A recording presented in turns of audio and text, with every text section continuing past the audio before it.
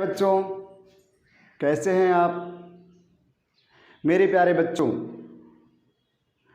ल स और म स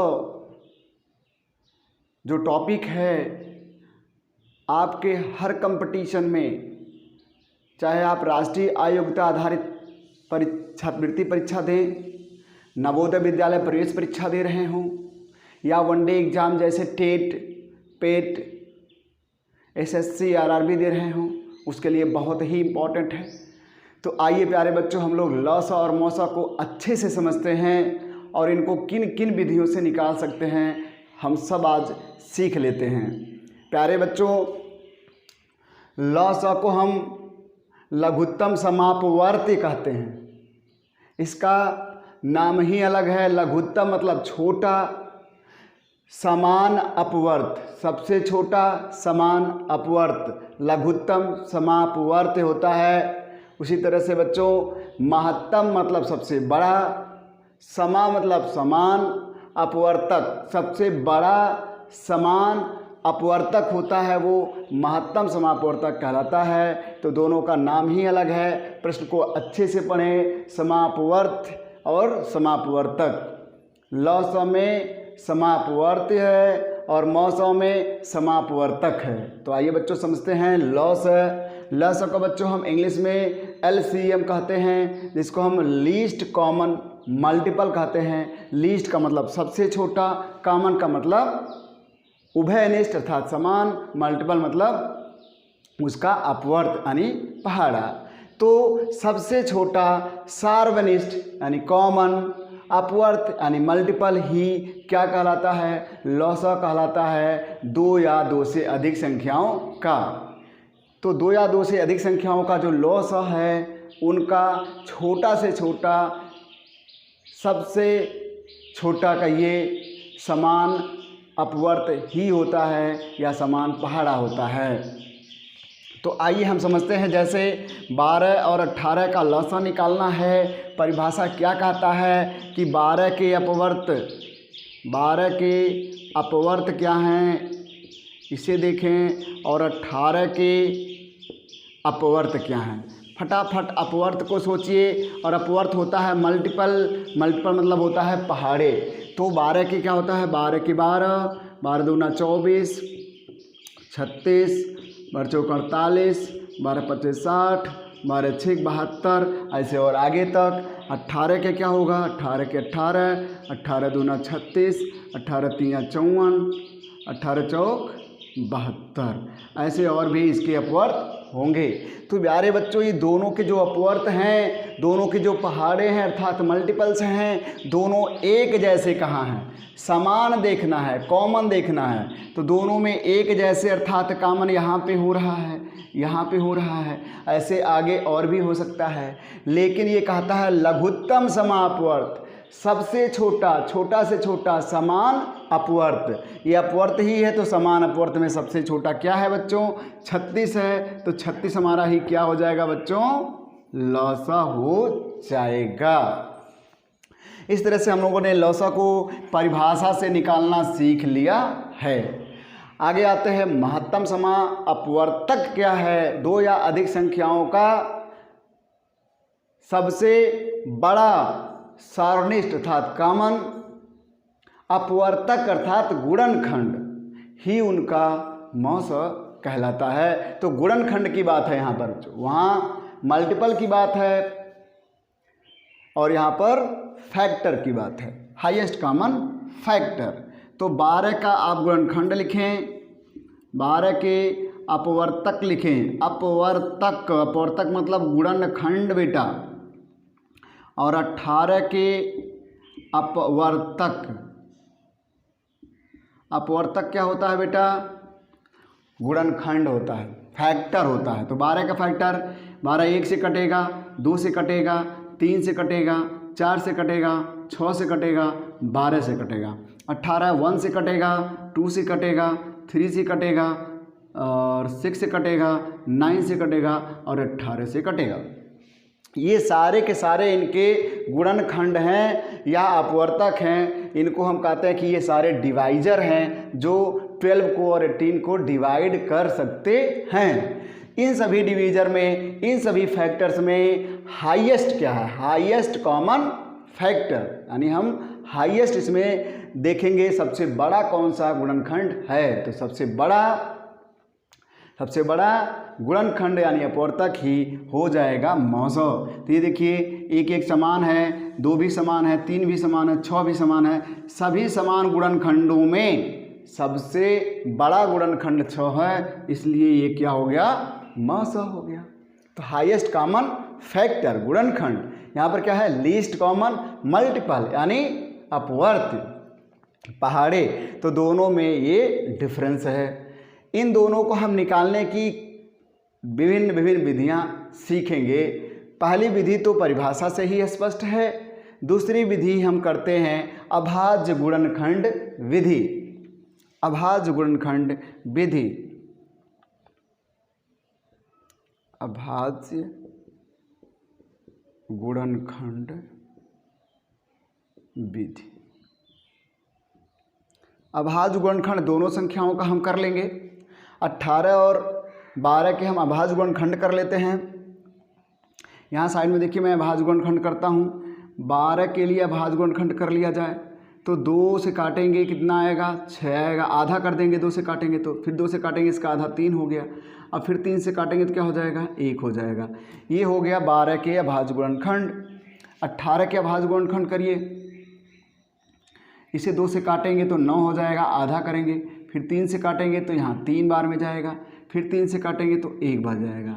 ऐसा गुणनखंड हम लोग करते हैं, अभाज्य संख्याओं से यहाँ भाग देते हैं। अभाज्य संख्या क्या होती हैं? जो केवल और केवल खुद से करती हैं और 1 से करते हैं। तो वो संख्याएं होती हैं 2, 3, 5, 7, 11, 13, 17, 19। ये संख्याएं दूसरे किसी से नहीं करती हैं, तो ये अभाज्य गुणनखंड में उन्हीं से हम काटते हैं। तो ये हमारे पास अभाज्य गुणनखंड मिल चुका है। क्या मिला है प्यारे बच्चों? 12 का अभाज्य गुणनखंड क्या मिला है? 2 × 2 × 3 मिला है।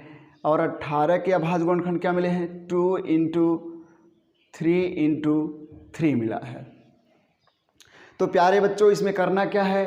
अगर लॉस आप पता करना चाहते हैं, लॉस पता करना चाहते हैं, तो इसमें क्या करते हैं? जो कॉमन होते हैं गुणनखंड, ये देखिए ये कॉमन गुणनखंड है। तो कॉमन को हम पहले मल्टीप्लाई कर लेते हैं, 2 × 3। और बेटा जो नहीं कॉमन है, जो समान नहीं है, उसको भी गुणा कर लेते हैं। तो इस तरह से कितना आ जाता है? 2 × 3 = 6 और 2 × 3 = 6, 6 × 6 बराबर 36 आ जाता है। 6 × 6 क्या आ जाता है? 36 आ जाता है। और जब 900 निकालते हैं प्यारे बच्चों, 900 जब निकालते हैं तो बेटा 900 के लिए जो कॉमन होते हैं, हाईएस्ट कॉमन फैक्टर की बात है, तो दोनों में जो समान होते हैं केवल उन्हीं का गुणा करते हैं। लॉस में समान का गुणा करते हैं, ये समान के लिए हुआ, ये पहले समान के लिए एक एक जगह लिख लिया, और जो नहीं समान है उनको अलग से गुणा कर दिया। 900 में जो समान है उन्हीं का गुणा करेंगे, यानी 2 ये समान आया था और 2 वो समान, 3 वहाँ पे समान था। 2 और 3 का गुणा कर देंगे तो क्या आ जाएगा प्यारे बच्चों? 6 आ जाएगा। तो इस तरह से आपने देख लिया कि अभाज्य गुणनखंड विधि से हम लॉसा भी निकाल सकते हैं और मौसा भी निकाल सकते हैं। तो प्यारे बच्चों, ये हुआ लॉसा और मौसा को निकालने की विधि। तो प्यारे बच्चों, कक्षा 4, 5 में, 6 में ये विधि आप सीखते हैं। आप कक्षा 10 में पहुंचते हैं, पुनः वहाँ पर अभाज्य गुणनखंड विधि भी है। तो प्यारे बच्चों, इसमें हम एग्जैक्टली बताते हैं, जो यहाँ पर बता रहे थे समान है उसको हम लोग मल्टीप्लाई करते हैं, और जो समान नहीं है उसे मल्टीप्लाई कर देते हैं, वो हमारा लॉसा हो जाता है। जो बच्चे हमारे कक्षा 8 में हैं और कक्षा 10 में हैं और जो कंपटीशन की तैयारी कर रहे हैं, उनको और थोड़ा सा इस पर समझना होगा। लॉसा बराबर होता है बच्चों, अभी 12 का हमने देखा, अभाज्य गुणनखंड अगर हम घातों में लिख दें, किस में लिख दें बच्चों? घातों में लिख देते हैं, तो 2 का पावर 2 है, चूँकि 2 बार गुणा किया गया, और गुणे यहाँ 3 पावर 1 है बच्चों। और 18 में क्या है बच्चों? 18 में हमारा 2 सिंगल पावर है, 1 पावर है, 1 घात है, और 3 का यहाँ बच्चों कितना घात है? 2 घात है। तो प्यारे बच्चों, आप कक्षा 8 में हैं या उच्च कक्षाओं में हैं, तो इस तरह से देखिए आप तैयारी कर रहे हैं। तो अभाज्य गुणनखंड में जब हम लॉसॉ निकालते हैं तो उसका कॉन्सेप्ट समझिए। लॉसॉ का मतलब होता है बड़ी घात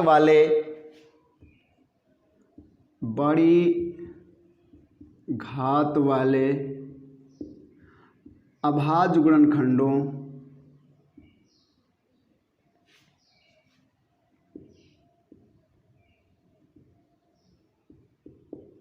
गुणनफल। तो अभाज्य गुणनखंड जितने भी हैं उसमें से उनकी बड़ी घात का गुणा कर देंगे। जितने प्रकार के अभाज्य गुणनखंड हैं, है ना, बड़ी घात वाले सभी अभाज्य गुणनखंडों का हम गुणा कर देते हैं, सभी प्रकार के। तो सभी प्रकार में यहाँ 2 प्रकार के हैं। यहाँ कितने प्रकार के गुणनखंड आए हैं? 2 प्रकार के आए हैं। तो 2 प्रकार के गुणनखंडों का हम गुणा करेंगे, घात सहित गुणा करेंगे। कैसे गुणा करेंगे? घात सहित। तो यहाँ पर 2 का घात सबसे बड़ा क्या आया है? 2 आया है।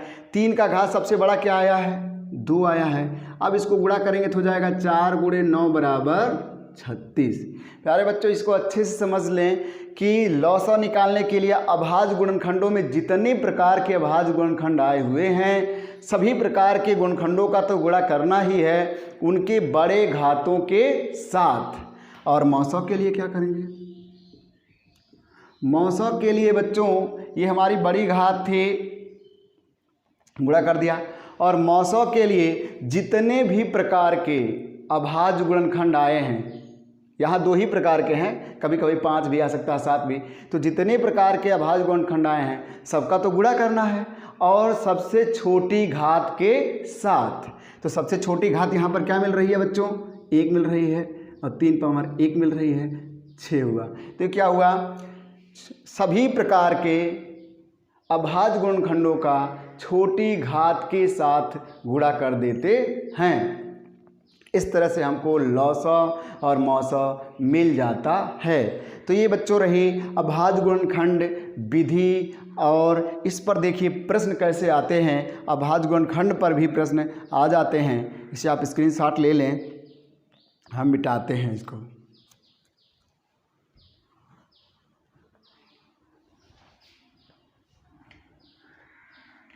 प्यारे बच्चों, मान लिया कि आपको प्रश्न आया है, आप राष्ट्रीय आयोग्यता आधारित परीक्षा दे रहे हैं, एसएससी में हैं, तो इस तरह से प्रश्न आ जाते हैं।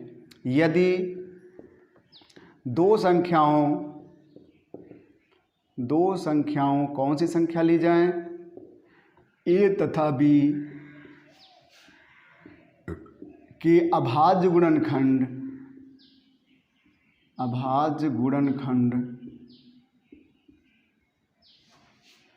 ए बराबर p³ r तथा b बराबर p² r² है, तो लॉसॉ, तो इनका लॉसॉ यानी लघुत्तम समापवर्त तथा महत्तम समापवर्त ज्ञात कीजिए।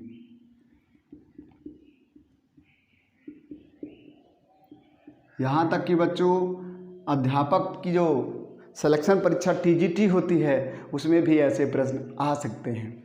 तो बच्चों यहाँ पर हम जब सॉल्व कर रहे हैं, इसको हल कर रहे हैं, तो आपको मैंने एक कॉन्सेप्ट अभी बता दिया है प्यारे बच्चों। ए बराबर p³ Q² और r है, और b = p²,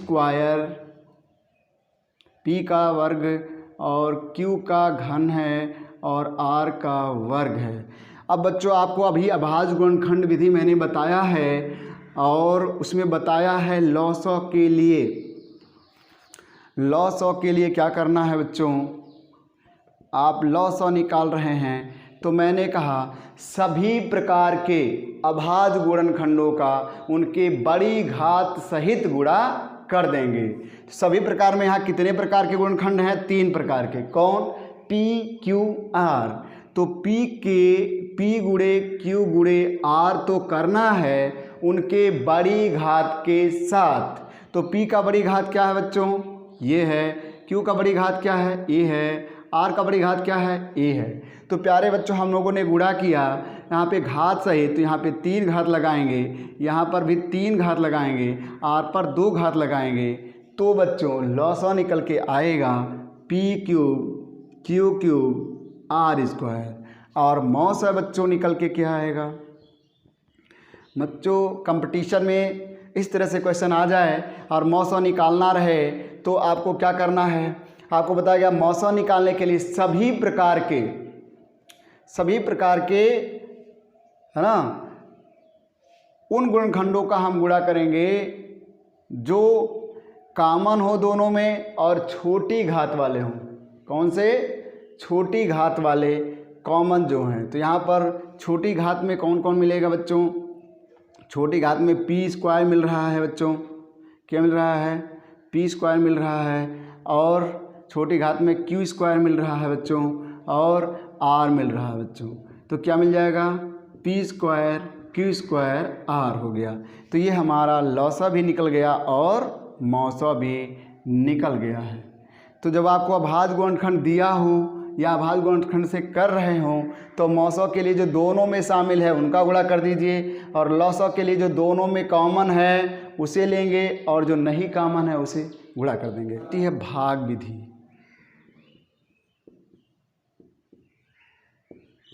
क्या है बच्चों? भाग विधि। ये तीसरी विधि कह सकते हैं क्योंकि एक परिभाषा भी विधि था। भाग विधि में हम अभाज्य गुणनखंडों से भाग करते हैं। वो ठीक उसी प्रकार से है जो अभाज्य गुणनखंड की है। तो मान लिया कि 12 ले लिया है आपने और 18 ले लिया है, दोनों के एक साथ लेकर के अभाज्य गुणनखंड करते हैं। दोनों को एक साथ लेकर के भाग करते हैं अभाज्य संख्याओं से। तो यहाँ 2 से अगर काट रहे हैं तो दोनों जब कट रहे हैं तो यहाँ पे 6 हो गया, यहाँ पे काटेंगे 9 हो गया। 2 से काटेंगे तो 9 हो गया, यहाँ पे 6 हो गया। तो प्यारे बच्चों अब देखिए, अब ये दोनों संख्याएं किससे कट सकती हैं? 3 से कटेंगी। 2 से अभी और कट सकती है बच्चों ये, तो 2 से इसे और काटिए तो यहाँ 3 हो गया और ये 9 ही होगा। ये नहीं कटेगा तो नीचे आ जाएगा प्यारे बच्चों। अब ये दोनों संख्याएं 2 से नहीं कटेंगी तो हम 3 से काटेंगे, यहाँ 1 आ जाएगा, यहाँ पर 3 आएगा। फिर प्यारे बच्चों ध्यान से देखिए, फिर से अब हम इसको 3 से काटेंगे, 1 हो गया, 1 हो गया। ये तब तक हम काटते हैं, तब तक अभाज्य गुणनखंडों से भाग देते हैं जब तक कि यहाँ 1 1 नहीं आता है। जो संख्या कटती है उसे काटते हैं, जो नहीं कटती है उतारते जाते हैं। तो इस तरह से अब देखिए लॉसा निकल आता है। इस तरह से लॉसा यहाँ पर क्या हो गया? जो यहाँ पर गुणनखंड आए हैं जिनसे भाग दिए हैं वहीं गुणा कर देंगे। तो 2 गुणे 2 गुणे 3 गुणे 3 हो गया। तो इस तरह से आप गुणा कर रहे हैं, 2 दूना 4 तियाँ 12 तियाँ 36 हो गया। क्या हुआ प्यारे बच्चों? 36 हो गया। इस तरह से हमको निकल गया है। क्या निकल गया है? लॉसा निकल गया है। यहाँ से मौसा भी आप निकाल सकते हैं, यहाँ से मौसा भी ऐसे भी निकाल सकते हैं, नहीं तो लॉसा और मौसा की संबंध होती है उससे निकाल सकते हैं। प्यारे बच्चों लॉसा मौसा की एक संबंध है, लॉसा गुणे मौसा बराबर पहली संख्या गुणे दूसरी संख्या। तो प्यारे बच्चों कोई भी आप ऐसे लॉसा मौसा दोनों निकाल रहे हो, यदि लॉसा निकाल लिया है तो मौसा इस संबंध से भी आप निकाल सकते हो। ये किसी भी विधि में लगा सकते हो। मान लिया लॉसा निकाल लिया तो मौसा इससे निकाल सकते हो, मौसा निकाल लिया तो लॉसा निकाल सकते हो। कैसे? मान लिया लॉसा कितना आ गया है? लॉसा यहाँ 18 के लिए कितना आया है? 36 आ गया है। और मौसा अभी निकालना बाकी है। मौसा निकालना, पहली संख्या 12 है और दूसरी संख्या 18 है। तो इस तरह से अगर मौसा निकालना चाह रहे हैं इस संबंध से, ये लॉसा मौसा में संबंध है, इसे अच्छे से याद कर लिया जाए। और देखिए क्या मिल गया हमको? मौसा गुणे लॉसा में 12 गुणे 18 और ये जो लॉसा है इसे डिवाइड कर दिया, इधर ले जाके भाग दे दिया। 12 तियाँ 36 और 3 से काटेंगे तो क्या आ जाएगा? 6 आ जाएगा। तो मौसा देखिए हम भाग विधि से, अभाज्य गुणनखंड से भाग विधि से लॉसा निकाले। मौसा निकालने के लिए हम लॉसा मौसा के संबंध का प्रयोग कर सकते हैं और फटाफट आ जाएगा। फिलहाल मौसा निकालने की भाग विधि अलग है, उसे हम आपको बताते हैं। इस तरह से ये दो विधियां आपके पास हो गई। मौसा निकालने की एक और भाग विधि बताएंगे, इससे आप स्क्रीनशॉट ले सकते हैं। तो फटाफट हम लोग काम करते हैं बच्चों। मौसा के लिए क्या है प्यारे बच्चों, मान लिया हम 12 और 18 संख्या लिए थे, इसमें क्या करेंगे बच्चों, बड़ी संख्या में छोटी संख्या से भाग देंगे। तो क्या करेंगे, 18 में आप 12 से भाग देंगे प्यारे बच्चों, बड़ी संख्या में छोटी संख्या से। तो एक बार जा रहा है, 12 एकम 12 हुआ। जैसे घटाते हैं प्यारे बच्चों क्या आ जाता है, 6 आ जाता है। ये क्या होता है बेटा, शेषफल हो जाता है। अब आगे भाग की प्रक्रिया नहीं होती है। फिर क्या करते हैं बच्चों, ये जो हमारी 12 थी, इस 12 में हम ये जो शेष आया था इससे भाग देते हैं। 12 में हम शेष से भाग देते हैं। तो अगर शेष हमारा 6 है तो 6 दूना 12 हो गया। तो इस तरह से कट गया। यहाँ शेष कितना आ गया बच्चों, यहाँ शेषफल कितना आ जाता है, 0 हो जाता है। तो अंतिम में जो हमारा क्या आता है, भाजक आता है। भाजक, अंतिम भाजक यानी डिवाइजर जो हमारा आता है वही मौसा होता है। क्या होता है, मौसा। तो मौसा कितना हो गया प्यारे बच्चों, 6 हो गया। कक्षा 10 में जो बच्चे हैं ज़्यादातर इस तरह से ही प्रश्नों को हल करते हैं भाग विधि से। हालांकि ये भाग विधि कक्षा 5 में भी सिखा दी गई है प्यारे बच्चों। कक्षा 10 के बच्चों इसको एक्युलेट डिवीजन लेमा के नाम से जानते हैं। तो इस तरह से आपको मैंने सिखा दिया भाग विधि और गुणनखंड विधि। आइए आपको कुछ और इंटरेस्टिंग बातें बताते हैं जिससे आप कह सकते हैं कि वो तीसरी विधि भी हो सकती है। प्यारे बच्चों, अब हमने लौसा भी सीख लिया, मौसा भी सीख लिया, उनके संबंध भी जान गए कि उनके क्या संबंध होते हैं। तो लौसा और मौसा के संबंध रहे, हम कुछ इंटरेस्टिंग बातें बताते हैं। जैसे आप उसे कह सकते हैं कि सरल अनुपात विधि, सरल अनुपात विधि। ये मैं सोच रहा था कि लौसा मौसा की और क्या विधि हो सकती है, तो ये और विधि भी आपको बता सकते हैं।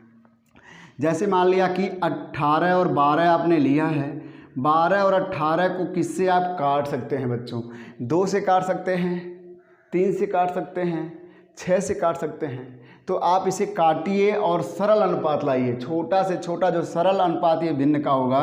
तो इसको आप काटे हैं तो किससे, 6 दूना 12, 6 तिरिक 18। आपने काट के सरल अनुपात ला लिया।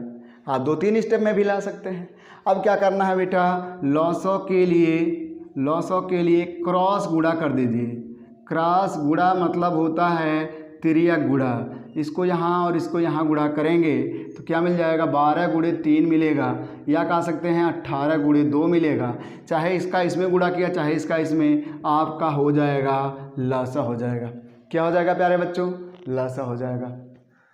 तो ये हुआ सरल अनुपात विधि किसके लिए, लौसा के लिए। अब यहाँ से आप अगर लौसा जल्दी से निकाल लेते हैं तो लौसा और मौसा के संबंध से लसा का मान रखते हैं और मौसा फटाफट आ जाता है। तो ये भी आपकी हेल्प कर सकती है, ये भी एक विधि हुई। और मैं बताता हूँ बेटा, सार्वनिष्ठ या उभयनिष्ठ गुणनखंड, उभयनिष्ठ गुणनखंड विधि। तो उभयनिष्ठ गुणनखंड विधि से क्या निकाल सकते हैं, मौसा निकाल सकते हैं।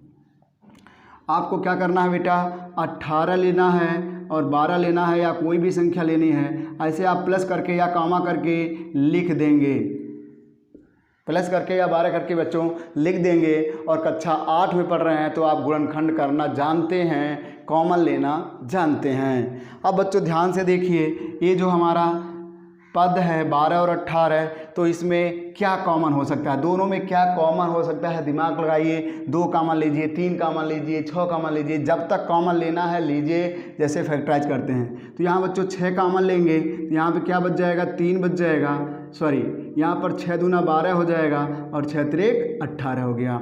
आप देख रहे होंगे कि अब ब्रैकेट के अंदर, कोष्टक के अंदर अब कॉमन नहीं हो सकता है, इन दोनों में कोई कॉमन नहीं है संख्या, तो इसलिए हमारी जो कॉमन आई है वही मौसा हो जाती है।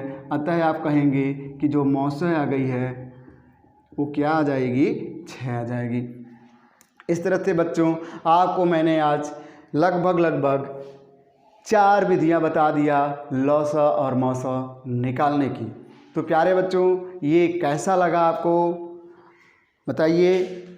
4 विधियां आप सीख जाएंगे। इस वीडियो को बार बार देखिए और चारों विधियों पर कमांड बना लीजिए। और हम लोग जो प्रश्न एग्जाम में आएंगे, आपके राष्ट्रीय आयोग्यता आधारित प्रवेश परीक्षा हुआ, नवोदय विद्यालय हुआ, टेट हुआ, पीईटी हुआ और एसएससी आरआरबी जो भी आप परीक्षा दे रहे हैं यूपी पुलिस में, उसका जो क्वेश्चंस आते हैं उस पर हम डिटेल से स्टडी करेंगे नेक्स्ट वीडियो में। तब तक के लिए धन्यवाद।